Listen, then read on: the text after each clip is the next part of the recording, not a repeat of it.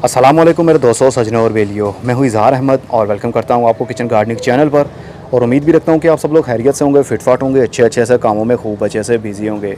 अगर हमारे घर में एक गार्डन हमने बनाया हो और बहुत शौक़ हो हमें गार्डनिंग करने का और हमारे पास बहुत सारे पौधे हो जाएँ तो उसको क्या करें? क्या सिर्फ एक दूसरे को गिफ्ट देकर ही टाइम पास करते रहें या फिर उनसे कोई इनकम भी जनरेट कर सकते हैं? तो इस वीडियो के अंदर यही आपको बताने वाला हूँ कि आपके जो पौधे हैं आप उनसे पैसे भी कमा सकते हैं। गार्डनिंग में पैसे कमाने के बहुत सारे तरीके हो सकते हैं, लेकिन सबसे आसान तरीका आपको बताता हूं कि आप आराम से पैसे बना सकते हैं और वो है कलमे लगाकर पैसे बनाने का। मान लीजिए आपने 300 रुपये का एक पौधा ख़रीदा और वो काफ़ी बुशी भी है, जिस तरह के ये वाला ब्लड लीव मेरा एमरेंथस, मान लीजिए इसकी प्राइस 300 रुपया है। आपने नर्सरी से इसको ख़रीदा है। अब ये काफ़ी बुशी प्लांट है। एक गमले के अंदर देखिए कितनी सारी ही मैंने कटिंग्स लगाई थी। ये सारी कटिंग से तैयार किया हुआ पौधा है। अब अगर इसको मैं प्रून करता हूँ और इसकी कटिंग्स लगाता हूँ तो करीब मेरे पास ये 30 से 40 कटिंग्स बन सकती हैं। अब 30 से 40 कटिंग जब अपनी रूटिंग और ग्रोथ शुरू करेंगी तो वो देखने पर भी काफ़ी खूबसूरत लगेंगी और हम उसको सेल आउट भी कर सकेंगे। अब मान लीजिए आपके पास बहुत सारे एक ही नस्ल के पौधे हो गए हैं। अब इनको बेचना आपका काम है।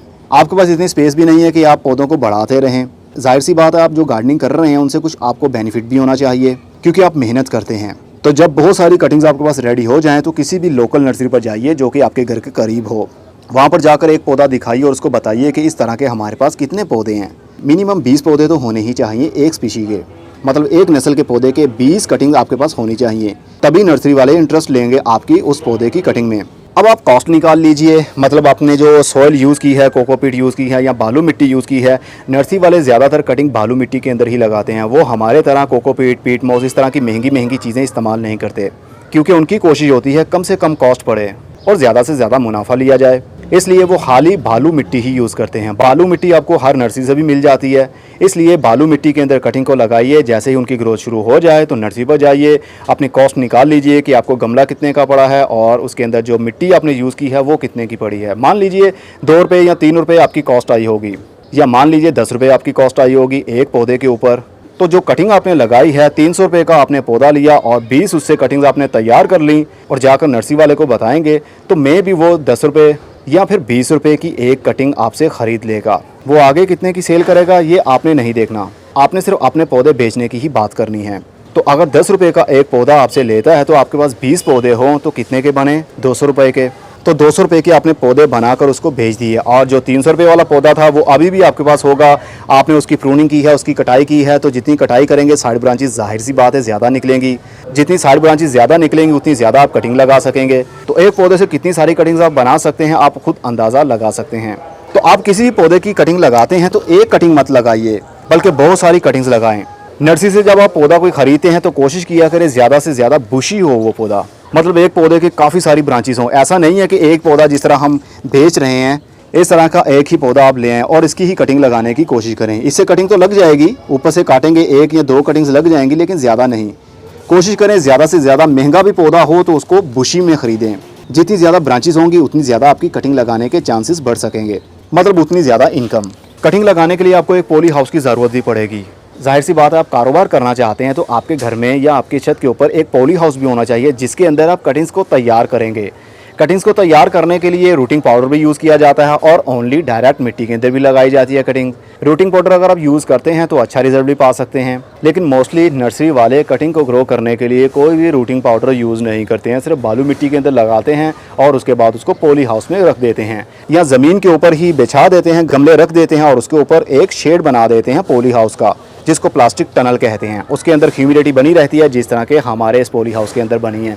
तो इस तरह पौधे की ग्रोथ भी शुरू हो जाती है, रूटिंग भी शुरू हो जाती है और नए जो पत्ते आते हैं वो बहुत लश ग्रीन रहते हैं। जिस तरह हम नर्सरी पर कोई पौधा खरीदने जाते हैं तो जो पौधे की ग्रोथ हमें ज़्यादा अच्छी लगती है, उसके पत्ते लश ग्रीन रहते हैं, हम जल्दी से उसको ख़रीद लेते हैं। इसी तरह तैयार करेंगे तो नर्सरी पर जाकर अगर आप बेचेंगे तो नर्सरी का जो मालिक होगा वो जल्दी से आपसे वो पौधे ख़रीद लेगा क्योंकि उनकी लुक बहुत अच्छी है और उसको पता है कि मैं इसे ख़रीद के आगे ज़्यादा महंगे दामों बेच सकूँगा। तो खाली गार्डनिंग मत कीजिए, उसको अपने बिजनेस में लेकर आइए, जाइए और नर्सरी पर जाकर बात कीजिए। कटिंग्स आप बहुत सारी पहले ग्रो करें, उसके बाद नर्सरी पर जाइए और उसके रेट आप उसके साथ फिक्स कर सकते हैं। मैंने देखा है ज़्यादातर गार्डनिंग का शौक़ लेडीज़ में पाया जाता है और लेडीज़ बहुत सारे पौधे बनाती ही रहती हैं, कुछ ना कुछ कोशिश करती रहती हैं। तो जैसे ही आपके पास ज़्यादा पौधे बनने लगें तो आप किसी भी नर्सरी वाले के साथ कांटेक्ट कर सकते हैं और उसको जाकर अपने पौधे जो छोटे छोटे आपने कटिंग से बनाए हो उनको बेच सकते हैं। कटिंग लगाने के लिए आप गमले यूज़ मत करें, बल्कि पॉलीथीन के छोटे छोटे से बैग होते हैं। वाइट कलर के बैग भी आते हैं जिसके अंदर हम कुछ भी सामान डाल लेते हैं। छोटा सा बैग होता है, उसके अंदर मिट्टी भरें और उसके अंदर कटिंग को लगाएं और उसको पॉली हाउस के अंदर प्लेस कर दें। पॉली हाउस आपका शेडी एरिया में होना चाहिए, धूप में नहीं होना चाहिए, क्योंकि धूप में गर्मी के दिनों में काफ़ी हीट अंदर बन जाती है, जिस वजह से आपकी कटिंग ख़राब हो सकती है। इसको परमानेंट शेडी एरिया में ही रहने दें और इसको टाइम टू टाइम कटिंग लगाते रहें और ऊपर से इसको कवर करते रहें, जिस तरह अभी मैंने कवर किया हुआ है। 24 घंटे के बाद एक मरतबा प्लास्टिक को खोलें और इसको थोड़ा सा हिला दें ताकि इसके अंदर जो एक्स्ट्रा ह्यूमिडिटी और हीट बन चुकी है, क्योंकि गर्मी के दिन है, तो वो निकल जाएगी हीट, और दोबारा से इसको बंद कर दें। रात के टाइम एक मरतबा बारीक पानी का शावर इनके ऊपर अंदर कर दें पौधों के ऊपर और दोबारा से इसको कवर कर दें। इससे बहुत जल्दी आपकी कटिंग की रूटिंग शुरू हो जाती है। मर्दों में भी ये शौक़ है लेकिन बहुत ही कम, लेकिन ज़्यादातर औरतों में ये शौक़ पाया जाता है क्योंकि वो ज़्यादातर घर में रहती हैं, हाउसवाइफ होती हैं, और हाउसवाइफ के लिए ये बहुत ही ज़बरदस्त साइड बिज़नेस बन सकता है आपका। फुल टाइम इसके बिज़नेस के ऊपर आपने डिपेंड नहीं करना। ये ना हो कि घर के सारे काम काज छोड़कर आप सिर्फ गार्डनिंग ही पूरा दिन करती रहें या करते रहें।